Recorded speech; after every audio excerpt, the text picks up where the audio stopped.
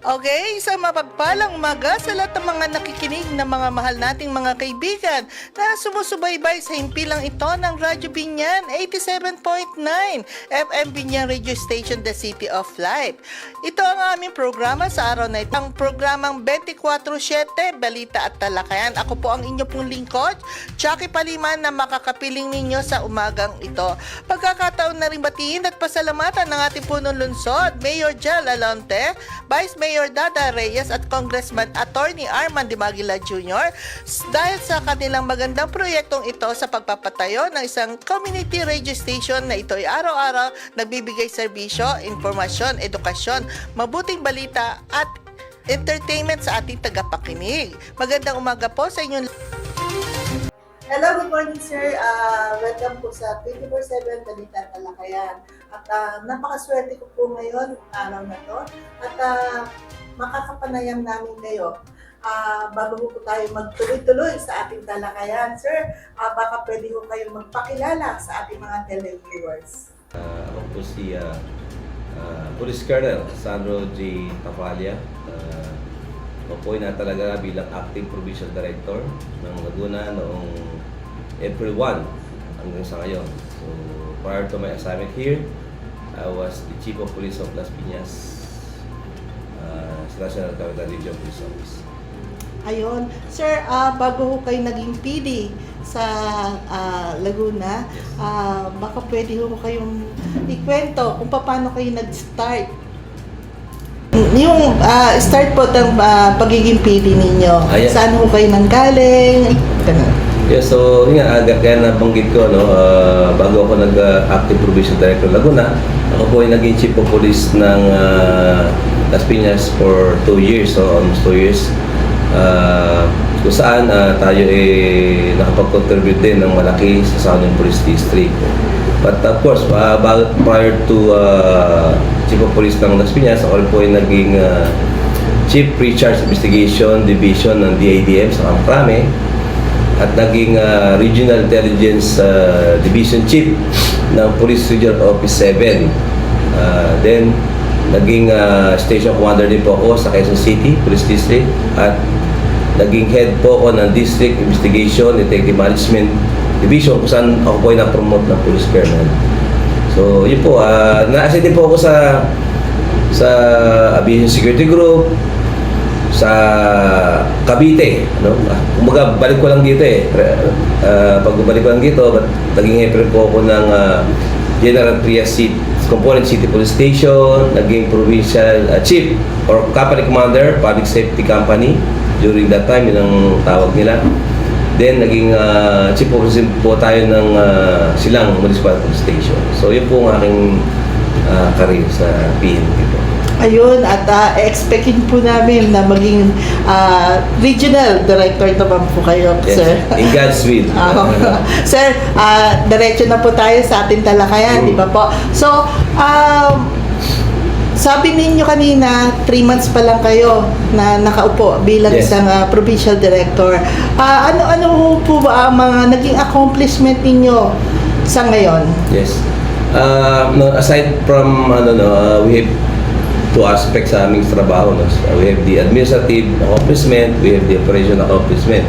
Pagdating naman sa unahin natin yung administrative accomplishment, aside from promotion ng ating mga personnel, nabibigay tayo ng promotion, gaya ngayon, araw na to, 55 personnel were promoted. No? Aside from promotion, nakapagbigay din tayo ng mga commendation sa mga deserving police officer. Lalo na this month, no?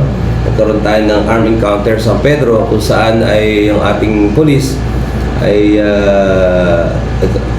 injured siya, no? Siya ay na-confine sa Perpetual Health Medical Center at siya po ay nagtamo ng sugat sa yan. At kung saan sinampalad ay pumano po yung isang suspect. Siya po isang kilalang wanted person sa San Pedro. So, fortunately nga po, siya ay sa kabilang buhay. Aside from mga ganyang encounter, aside from administrative accomplishment, no, yung mga tayo po sa Laguna ay nakategorize din bilang sustain internal peace security ng ating Armed Forces of the Philippines at ang PNP. Ibig sabihin, yung ating pong probinsya ay free of any insurgent na. At hopefully, masustain natin yan. So aside from those accomplishment na good relationship sa ating community, sa ating local government, at sa inyo, we have also operational accomplishment.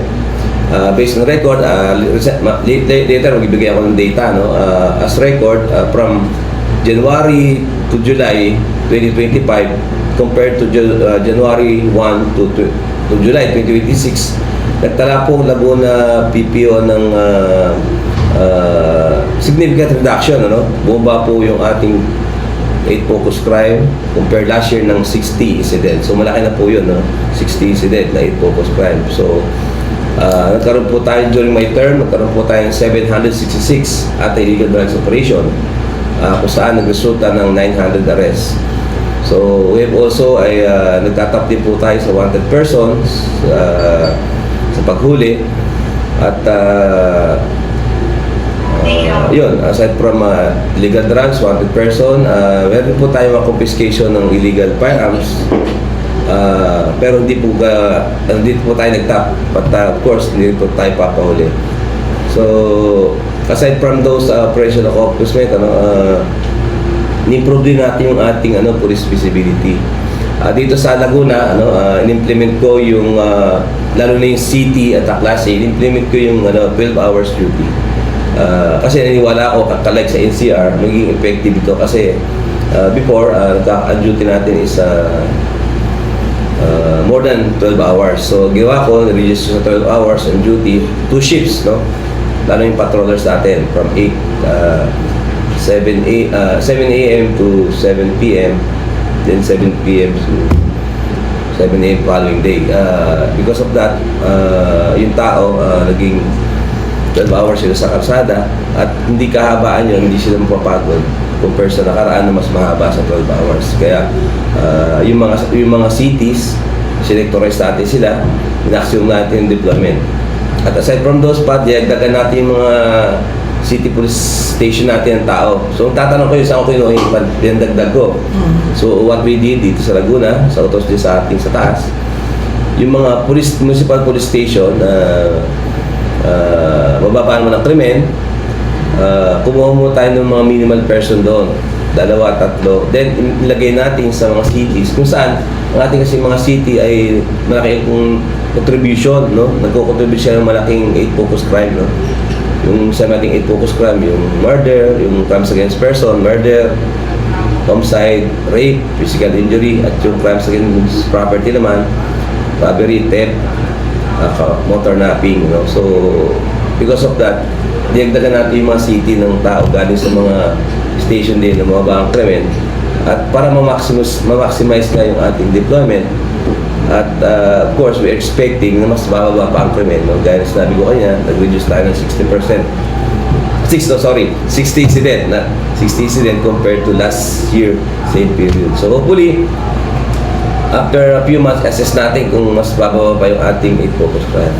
So yun ang ating yung malaking rin na impact. Hopefully yung ating ginawang duty scheme ng ating city at ng mga Class A municipality ay magtuloy-tuloy, at mas ma-maximize yung police visibility. Yun, so ano pa ba? Yun, hintayin natin yung ating mga police-initiated operation, illegal drugs, firearms, and wanted person, increase pa natin yan. So yun ang mga plano natin. We have no other program naman. Ako bilang PD, kaya nung pinanggalingan ko, wala akong ibang strategy. Ang akin lang, sabi ko nga sa tropa, sustain checkpoint, no? We have a lot of plans. Natin kailangan mga bagong strategy. Meron tayong operation plan, ang dami. What are those? Yan yung O-plan sita, napaka-effective, no? 4 kayo, pwede kayo manita kung saan nakakahuli tayo ng mga contrabands, no? Sa O-plan sita. But we make it sure na yung aming pag-hold o pag-stop sa tao ay valid, no? Hindi yung wala, manghuli ka or mamanita ka na wala ng basis. So, O-plan sita, sabi ko, dapat religiously gagawin natin yan. Meron tayo mga O-plan bakal sa mga clubs, beer house, kung saan legitimate yung pag-search natin, minsan nakakakuha tayo ng firearms or deadly weapon. We have the checkpoint operation, kung saan ang bili natin dapat plain view doctrine, dapat yung ating pag-search is legal. So we have the Oplang Galugad, no? Ito yung Oplang Galugad, ito yung naka-anchor sa programa ng ating DILG, yung Safer Cities, kung saan yung mga ordinance ng barangay, municipal, city at probinsya na in-implement natin. Kasi ako naniniwala ako, kaya na-interview ko sa nakaraan, yung ordinansa, yung mga misdemeanor, yung maliliit na violation, ay kung ating i-implement ang mga ordinansa, naniniwala tayo na malaking krimen ay hindi mangyari. Yan ang ibig sabihin. Like simple, drinking in public place. Kasi kung hindi natin hulihin yan, hindi natin titikitan yan, sisitahin, yung nagiinom sa kalsada, pag nalasing yan, maaaring magsuntukan, may physical injury tayo, mauwi sa saksakan, may homicide tayo. Eh kung nalasing sila, nag-away, nagtanim ng galit, yung pala pinagplano ang patay, hindi magiging murder yan. So nalasing, maaaring sometimes makagawa pa ng ibang kahalayan. So yun ang gusto natin pigilan, yung ordinansa dapat ma-implement lang para hindi na lumaki. Kasi niwala nga tayo, maliit na krimen, kung papipigilan natin, hindi mauwi sa malaking krimen. So yun naman ang principle ng Safer City na kung saan nandyan na yung ordinansa, i-implement lang natin. No? Wala nang kailangang bagong ordinansa. No? So yun ang Safer City. So Galugad. So ano pa ba? We have the Warrant, sir.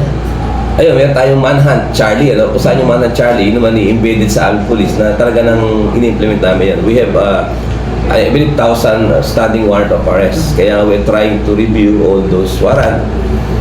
We call it yung operational research. Check natin yung 1,000 standing warrant. Check natin kasi iba doon kasi dahil lumang record yun, iba doon baka nahuli na for other offense, yung iba naman ay nag-service sentence na, yung iba namatay na. So yun ang ginagawa natin. But of course, tuloy-tuloy pa rin yung ating service of warrant of arrest. Lalo na ngayon, no? We have the what we call the e-warrant. So, minomonitor namin yan kasi we are being rated by the regional headquarters pagdating po sa wanted person. So, later, I have a record to show to you na we are winning naman pagdating sa warrant of arrest. So yun naman ang ating mga basic trabaho ng police, no? Aside from police community relation, aside from those other services, police visibility, guys, sinabi ko, police initiated operation, police community relation. So yun lang naman ang basic trabaho ng police na gusto kong tutukan, gusto kong ma-maintain kasi mas maganda, kahit anong ganda ng isang offline kung parang hindi nga school tayo, so walang continuity. At isa pang pinapokusin namin ngayon dahil nga dun sa after Tacloban incident kung saan yung mga isang eskwelahan ay nagkaroon ng active shooter. So ang isang instruction sa atin ng higher PNP, ng national headquarters, ng regional headquarters, at ang ating local government, no? Lalo ng ating governor na si Governor Solago Aragones. Nagkaroon kami ng pag-uusap, meeting, no? Series of meeting na bigyan pansin yung pagsisecure ng ating eskwelahan. So paano ba? Sabi gani ko, PD, kaya ba nating mabantayan ang mga eskwelahan? Sabi ko, sa buong Laguna. Yes ma'am, kaya po natin yan with the help of the barangay, with the help of the BPATs and other volunteer. Kasi we know na ang police po natin ay 2,200 lang kami dito. Ang eskwelahan po ay marami, no? Not exact number. So sabi ko kay Governor, Gob, we will ensure yung police visibility lalo na kung opening and during dismissal of classes. And sometimes may mga oras magpunta kami sa loob, lalo yung high school kasi we know naman na yung high school medyo doon nagkakaroon ng problema. So sabi ko kay Gob, yes ma'am, we will ensure na makita ang police sa mga eskwelahan lalo na during opening dismissal para makaprevent, para makita ng mga bata na mawala yung takot, like mga active shooter. But ngayon, dahil nga sa 9/11, sa nangyari sa Tacloban, ang dami na po nag-report ng mga bomb threat, mga threats na mamamaril daw. Pero sa awa naman ng Diyos, sa lahat ng mga threat na yun, naging prank lang o hoax, no? So hoax, yung naluluko lang. Kaya sabi ko nga, sa aking kapulisan, umikot kayo sa eskwelahan, mag-lecture kayo sa mga teachers, sa mga parents, teacher association, sa mga estudyante na yung pagbibiro o yung pag-ganyan ng threat sa social media, aside from cybercrime, meron yan yung violation ng PD 27 o yung bomb joke, meron tayong threat, alarming scandal, pwede nating kasuhan. So, bali, kung yan yung mga minor naman, so they will undergo intervention. No? So, may mga nahuli na tayo, unfortunately, mga minor, mga estudyante rin. At yun nga, yung tinitang natin, yun sa mga challenge natin ngayon na we will try to solve or prevent. No? Sabi ko rin, aside din sa utos din nating PNP at Governor, sabi nga nila, kung meron tayong mga earthquake drill, we have the fire drill, we have other disaster drill, so dapat ang eskwelahan, ang other agencies ay meron ding active shooter drill. Anong gagawin pag may active shooter? Anong gagawin pag may bomb threat? So dapat meron din tayong ganun drill, hindi lang yung lagi na tayong mga earthquake drill, diba? Fire drill. So dapat, sabi ko sa aking kapulisan dito sa Laguna, naggawa kami ng forum instruction. Nagkanda kami ng mga lecture, no, sa mga eskwelahan. And hindi lang eskwelahan, and other agencies, private or government, na itong gagawin kung may active shooter, kung may bomb threat, or may bombing. So, ganon, na improve pa natin. So yun ang mga programa natin sa Laguna Police Provision Office. How about rape, sir? Ayun. Rape case. Good thing. Actually, nung kahit nasa Las Piñas ako, yung rape, ang isa sa pinaka mataas actually na 8 focus crime natin. At dito rin sa Laguna, almost every day din meron. At yun nga, karamihan belated. So bakit minsan belated? Bakit late reported? Kasi po ang rape, base sa ating dating experience, kasi nga po, bakit tumaas ang rape? Of course, dahil siguro maraming factor. So, during our profiling sa mga offender o sa mga respondent, usually, karamihan na mga suspect natin ay with the relationship. Ano pong ibig sabihin natin with the relationship? Kaibigan, kakilala, kapag-anak, masakit. Kasi po, yun, yung mga kamag-anak. Tapos karamihan minor. So, karamihan late reported kasi nag-iisip pa sila kung i-report o hindi. So, yun po nagiging factor, no? Nagiging cause, no? So, dahil nga po tayo ngayon, pinalakas na yung ating Women's and Children Protection Desk, mataas na kumpiyansa ng ating kababayan, mga tao na magsubong sa polis. Dati kasi natatakot sila eh. Dahil meron tayong Women's Desk ngayon, so, nagpupunta na sila at sila ay hinaharap or inakabudit sila ng babaeng investigador, babaeng polis, and even may mga yung ating local social welfare o yung ating women's desk din ng mga munisipyo. Meron na nag-attend, kaya ang tendency, dumama yung report dahil nga tumaas yung tiwala. But nga, gaya nga sinabi natin, mataas nga talaga ang rate nga. So, dahil marami nagsusubong. Dati, kaunti lang. So, ang ginagawa ng kapulisan para mapababa ang rape, no? Meron ko yung programa na, no, yung tinatawag na lakas, no? Yung lakas.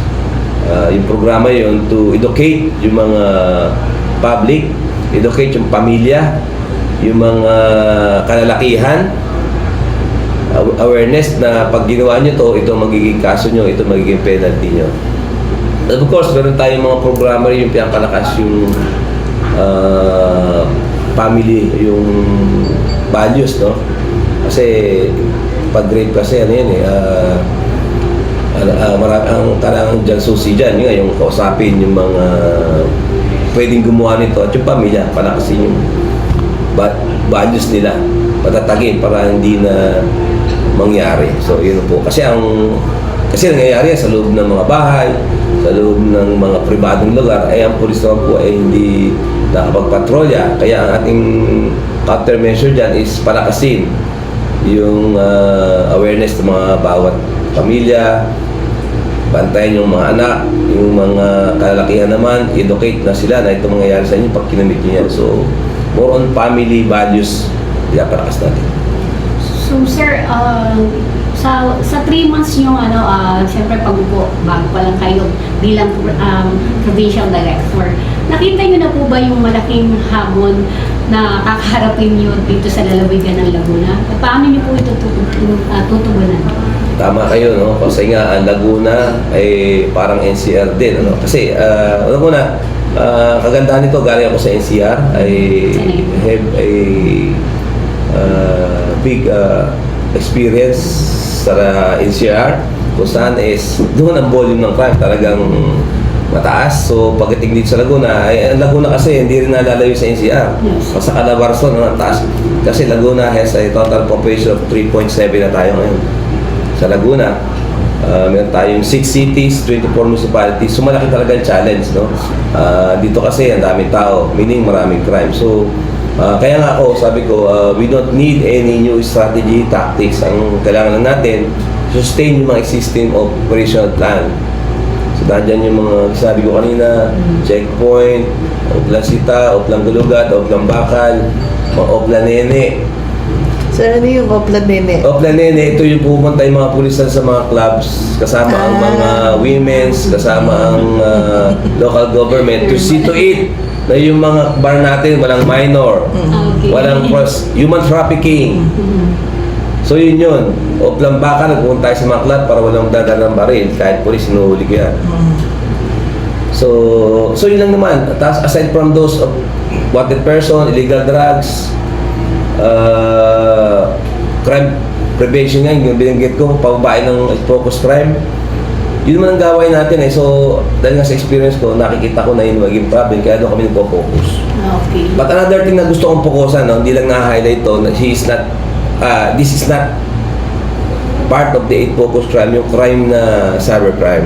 You know, Yes. dahil sa aking experience, kung itatara natin ng cybercrime, parang every hour may nangyayari. So ano ba mataas sa cybercrime? Sa experience natin sa NCR. Dahil nga tayo puro online shopping na, Yes po. so ang dami pong nabibiktima ng reklamo halos araw-araw na hindi na di-deliver, yung mga binili, na istapa sila.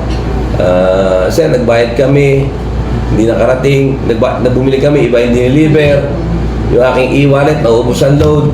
Kaya kami sa Las Piñas, nagawa ko ng cybercrime desk doon.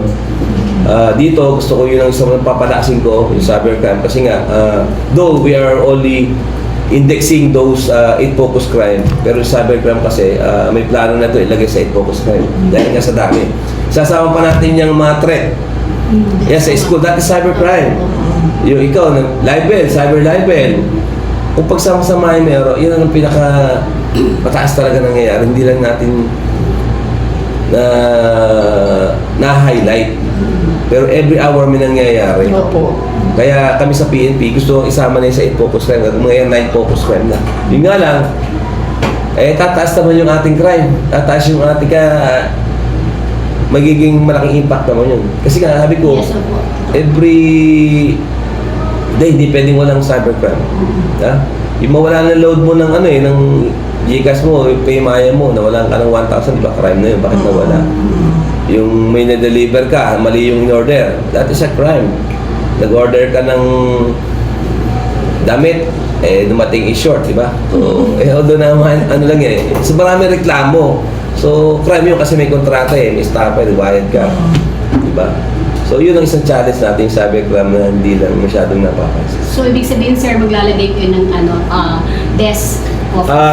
Actually, sa NCR, ginawa ko yung sa Las Piñas, but dito I try to assess kung unang-una, kailangan may tao tayong trained Kasi sa Las Piñas, nagpa-train kami ng tao doon. Kasi nga NCRPO, we have a lot of resources, we have a lot of collections na crime nagawa naman, but I believe dito siguro yun ang gusto kong introduce. We have a cybercrime here sa provincial level, but gusto ko sana ma-decentralize, malagay sa mga kahit city lang, para yung mga tao hindi na pupunta sa Santa Cruz, hindi na pupunta sa Canlubang para magreklamo.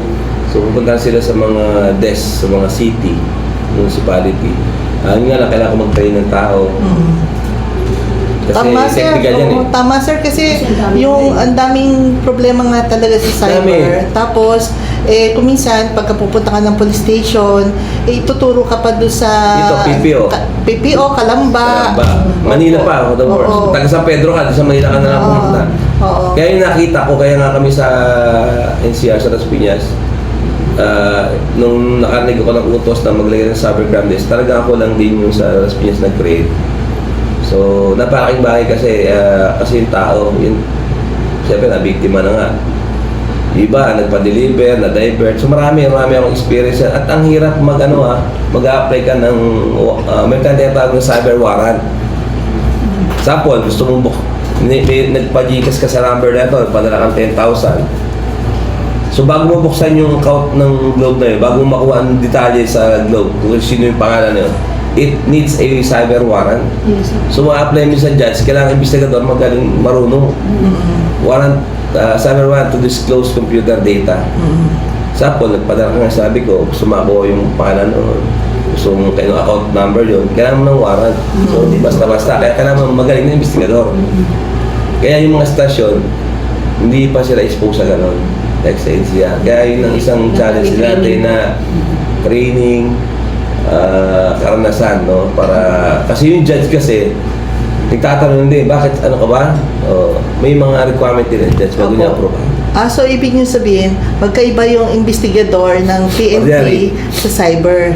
O halos parehas lang. Parehas silang police, pero yung police dapat mayroon siyang training sa cyber Sa crime cyber, investigation. Unlike yung mga traditional na murder, homicide, robbery. Okay yun, pero yung pagka-cyber, kailangan may expertise ka. Kasi may mga hanapin kang element, kasi nga, very technical din. So, ang ganda yung plano ninyo, sir. Yan din. Actually, na-appreciate yan sa Las Piñas kasi isa nga ako dun sa nagkaroon ng cyber anti-cybercrime team na kasi 4 lang yun pero yun nga talagang hirapan siya kasi bubuhos karamihan pa dyan yung mga nagpadala ng mga video, scandal na ina-extort sila. Meron nga ako media ginagamit yung pangalan niya. Tanda mo yun ako isang dyan, nabestigahan, isang politiko naman, sinisiraan siya. Sabi nung nagpapakaya ng extortionist pag hindi nyo, pag hindi mo yun, i-expose ko itong ano mo. Gano'n ba? So, nahuli namin. Na-entrap. Talaga? Yes.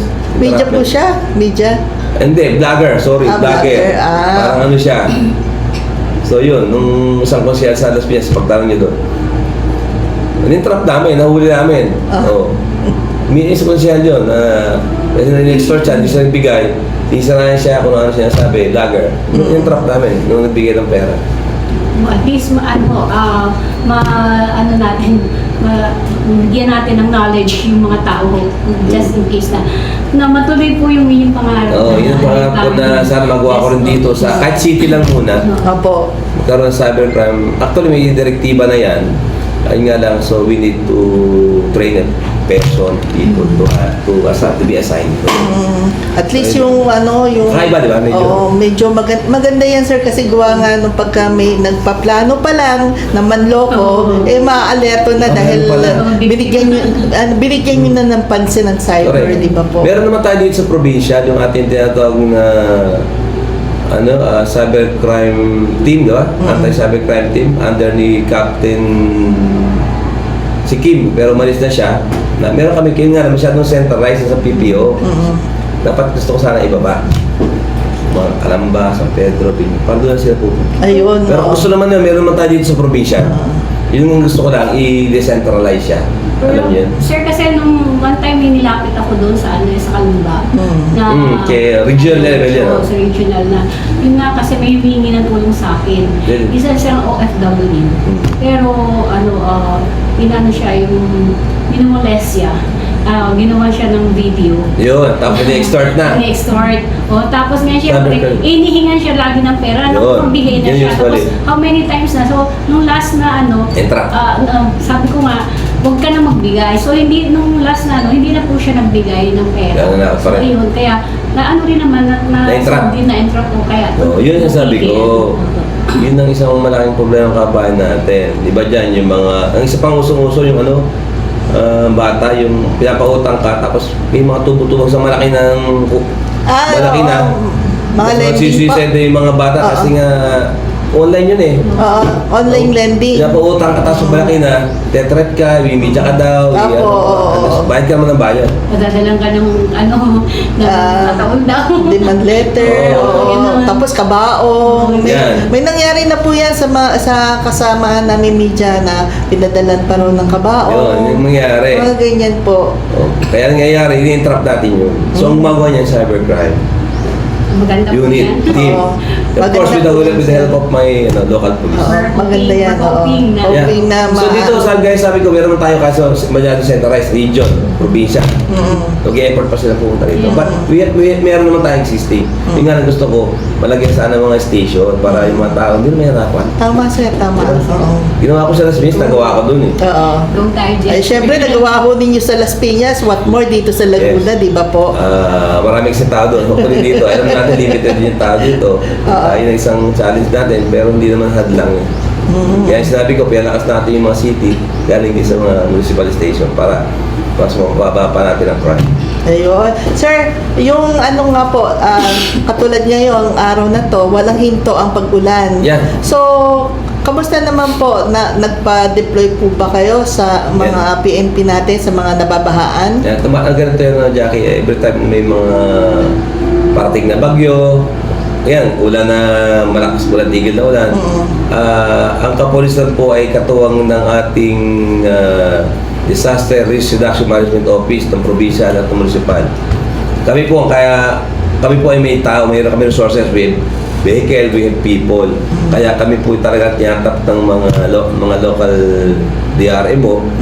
At naka-alert kami kasi nga isa yan sa mga function namin sa public safety officer. Not only security but also safety.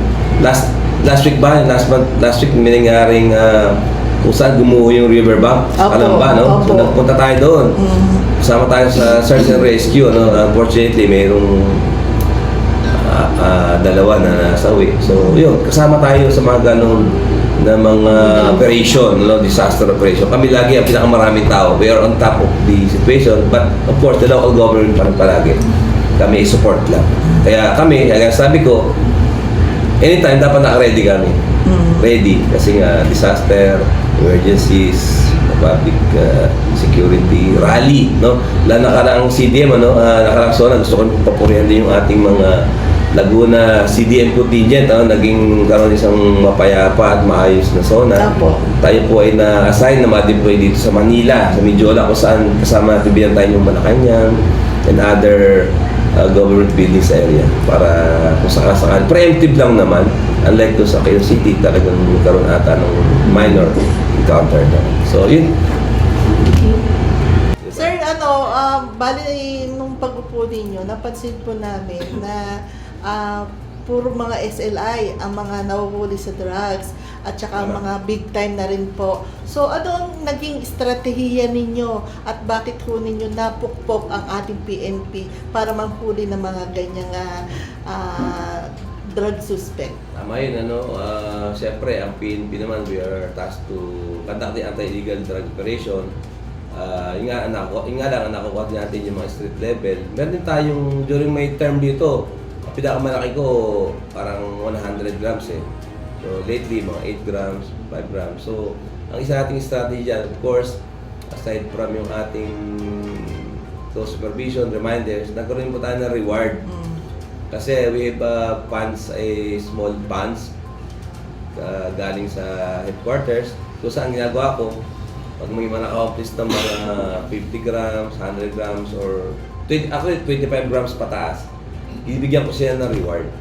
Monetary reward para ma-motivate sila. Na yung pera naman yung galing din sa aming mga pondo na galing sa taas. Na binibigay lang natin sa mga tao para pandagdag high moral, no? At pandagdag sa kanilang gastusin.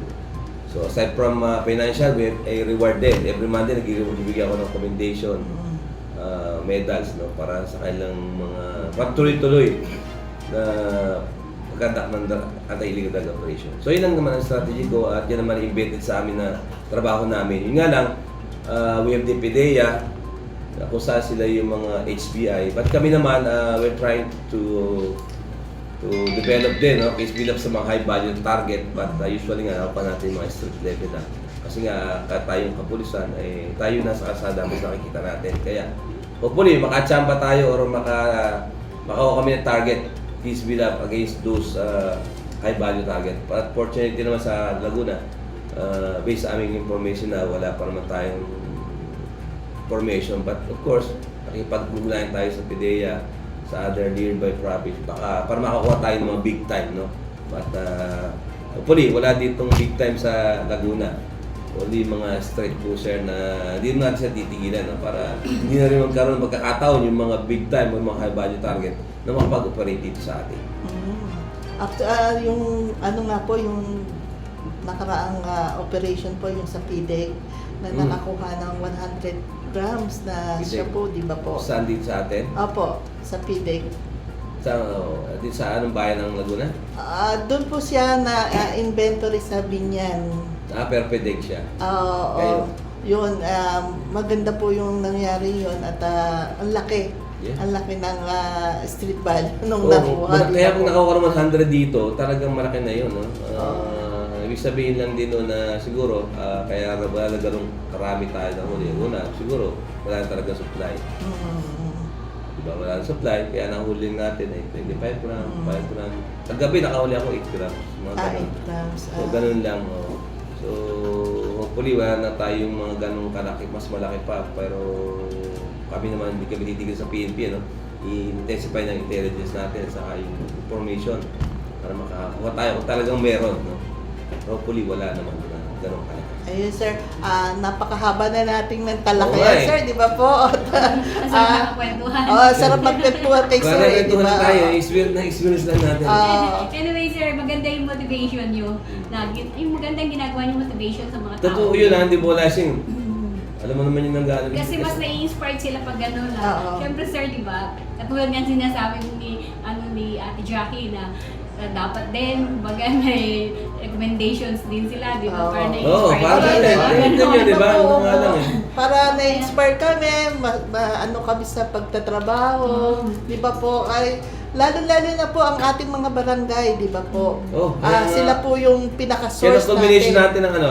Kaya ang combination ng PCR? I-verify ko sa Hindi mo alam. Okay. Bukas na lang Friday eh. May bibigay tayo ng mga parangal sa mga katulad. Sa community, music community, media, the GU, parang. So sir, kamusta naman yung relationship niyo sa community? Ako, sa 3 months ko, I was able to render cortisol na sa mga mayors, community, ano ako pagdating sa community, open ako lahat na nagko-cortisol, entertain natin, tapos sa mga invitation, kasi gusto kong pakita, maging halimbawa tayo ng sa PD, ako yung dapat number 1 PCR man. No? Yes po. Oo. Yung mga COP susunod. So, dapat lahat harap nila, yung mga invitation at marikain nila, puntahan nila. Kasi sa baba, mas makikita mo yung problema Hindi sa opisina ka lang. May mga sumbong din, lahat ng sumbong i-accept mo lang. Then evaluate mo, di ba? Ibig sabihin natin sumbong sa'yo. Tama, evaluate mo as an officer. So, kung due diligence ka, ano ba yung action mo, ano ba yung hindi. Ano lang naman. Makukuha mo lang yun through community relation, di ba? Bigay ko mga numbers sa lahat ng mga concern, di ba? Ayun. Kaya, yun lang naman ang ating... Sir, hindi ako papayag ang aking programa na hindi kayo bumabati sa ating mga televiewers.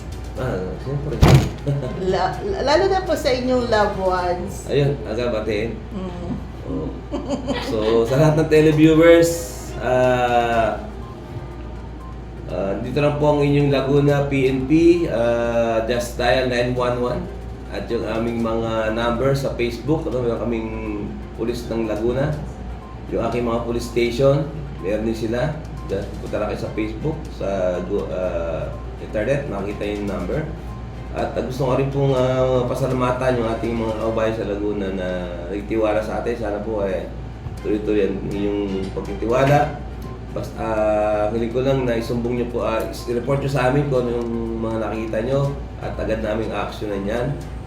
At again, maraming salamat din sa mga media na bibigay sa ating pagkakataon upang mag-ulat sa ating mga kababayan. No? So, I hope sa mga darating pang buwan, marami pa tayong buwan na pagsasamahan at rest assured na mag-report tayo sa mga taga-Laguna sa pamamagitan po ng media.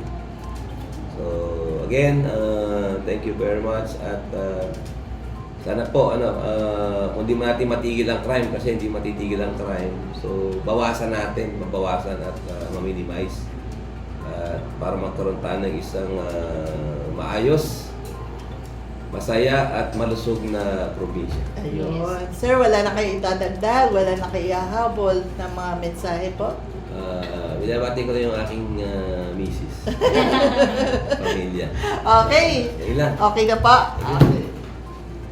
Dito na po nagtatapos ang aming programa. Maraming salamat po sa aming program guest na si Police Colonel Sandro J. Tamalla, Provincial Director ng Laguna, na nagpaunlak upang makapanayam ngayong umaga. Maraming salamat sa oras at ibinalhagi ninyo at ito ay matutunghayan ng ating mga mamamayan na nakikinig at nanonood sa FB Live. God bless po sa ngalan po ng masipag na Station Manager na si Ma'am Marie Bonaco at bumubuo ng Radyo Binyan 87.9 The City of Light. Ako po si Jackie Palima At si Pao de la Cruz.